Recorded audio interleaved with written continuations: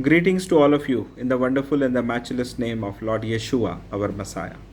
I proclaim Shalom upon your lives in the name of Yeshua, our Messiah. Dear friends, today I am to share with you about one of the minor prophets of Israel whose book is given in the Old Testament known as Obadiah. The word Obadiah in Hebrew means servant of the Lord. Obadiah talks about a family relationship and how the family relationship got twisted and turned by the evil one, resulting in punishment from the Lord. To understand the contextual background of Obadiah, let us meditate upon few of the main highlights given in Genesis chapter 25 to 31. We all know Abraham was called from the land of Ur to follow Lord God Jehovah. And he followed the Lord and was blessed, and Abraham and Sarah were blessed with a child known as Isaac. The word Isaac means laughter. The Isaac was the promised child, the inheritance of blessings. Abraham is also known as the father of believers in the body of Christ. So Abraham was highly blessed. When Isaac was there, Isaac married Rebekah, and two twins were born. One was known as Esau, and another was known as Jacob. Esau, the elder one, was a good hunter, and his descendants are known as Edomites. And Jacob, the younger one, was a shepherd, and his descendants are known as Israelites. One day, when Esau came from the field, tired after hunting, he sold his birthright to his younger brother Jacob for a soup of red lentil. Esau despised his birthright. Later, the story goes that Jacob deceived his brother Esau and took the blessings from his father Isaac. And later, when Esau came to know that Jacob has deceived his brother, Jacob fled to Rebekah's brother known as Laban in Haran. Now, when he went to Laban, he was again and again visited by angels and given the confirmation that the blessings of the Lord are upon his life. Now, Laban has had two daughters, Leah and Rachel, and Jacob worked for both of them so that he can marry them. Although Jacob liked Rachel more, but the deceptive father-in-law Laban also gave Leah to Jacob. On his return from Laban's land, after knowing and understanding the deception and getting a confirmation from the Lord to return back, Jacob feared Esau. So he wrestled with God, and God gave him a new name, Israel. Jacob saw Esau coming with 400 men, bowed to ground 7 times until Esau remembered him, kissed him, and they wept. Later, Esau offered invitation to Jacob to follow him, and even offered to give some of his men to Jacob to protect him. But Jacob refused, and he just thanked Esau for his gracious acceptance. And Jacob went to the land of Succoth, and Esau went to Seir. The vision of Obadiah starts with the statement of Adonai Elohim against Edom. The details of Esau's descendants are given in Genesis chapter 36. If you will read that, you will get a fair idea of who were the descendants of Esau. The first 5 verses of the book of Obadiah, chapter 1, describes the nature of sin. That is the arrogance in the heart. Arrogance is also known as pride. It is the same thing which was done by Lucifer in heaven. So, what the Lord is telling him, Esau and his descendants, the arrogance of your heart has deceived you, due to which Adonai declares to Edom, I will bring you down. So, Lord hates the arrogant people, the arrogant heart, and this is what we are seeing here. When we go from verses 6 to verses 9, the detailed nature of judgment is been described by weakening of Edom. Edom was a powerful kingdom.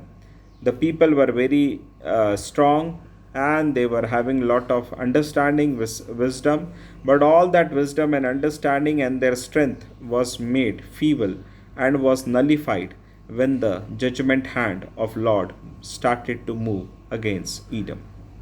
Further, we see that Edom's violence against Jacob has been described very vividly in verses 10 to 14, which is the details of which are been given in the book of Genesis, Exodus, Numbers. You can find lot of details about it from verse 10 to verse 14, which implies the judgment of Adonai is done for its all actions. From verses 15 till the last verse of the chapter 1, that is verse 21, there is a prophecy for the millennial. The day of the Lord is near, and the kingdom of heaven will one day be established on earth. These verses of prophecy are for us because we are the millennial generation. We are living in the days of end time when the day of Lord is coming nearer, looking at the events, looking at the things which are happening around us. What Lord has told in Matthew chapter 25, we are moving very swiftly to that particular signs and symptoms to be fulfilled in the civilization of mankind. The most important thing which we often do not understand or discern, as it was done by the Edomites, that the delay in judgment from the Lord is not that we will escape the judgment. Rather, it's a extra time. It is not an escape. Rather, it's an extra time given by Lord due to His love, His mercy, His compassion, and His grace upon the mankind. Lord loves us because He created us in His own image. He made us with hand. He did not just said, let the man be created, and it was created. Rather, He took the mud and created us. So we are His creation. He loves us. The word of the Lord tells that even when a wicked soul is lost, the Lord is very much disappointed because the soul has been lost. So, my dear friends, understand that the delay in judgment is not an escape. Rather, it's an extra time given to you and me due to the grace of Lord upon our lives. Repent in the name of Yeshua, our Messiah, and be saved. One more thing which we often, we people of God and I also misunderstood was that we are in a battle. We are definitely in a battle, but the fight is not between me and Satan. The fight is between the forces of darkness against light. Jesus Christ of Nazareth, the Yeshua, our Messiah, is the light of the world. We shine in His brightness. We are not required to fight, quarrel with people, with the groups opposing us, persecuting us. Rather, pray for their lives so that they can receive truth and be saved in the name of Lord Yeshua, our Messiah. Remember what Apostle Paul had taught in the 2 Corinthians chapter 2 from verse 10 and 11. It's written, to whom ye forgive anything, I forgive also. For if I forgave anything to whom I forgave it, for your sake forgave I it in the person of Christ. In the person of Christ, lest Satan should get an advantage of us, for we are not ignorant of his devices. We should not allow, my dear friends, Satan to take advantage in our lives, because we are not ignorant of his deception, of his lies, of his tactics. The more we read the Word of God, the more we understand the plan and the tactics of our enemy. And we also get equipped reading the Word of God, that how we can defend our faith and stand and receive the victory.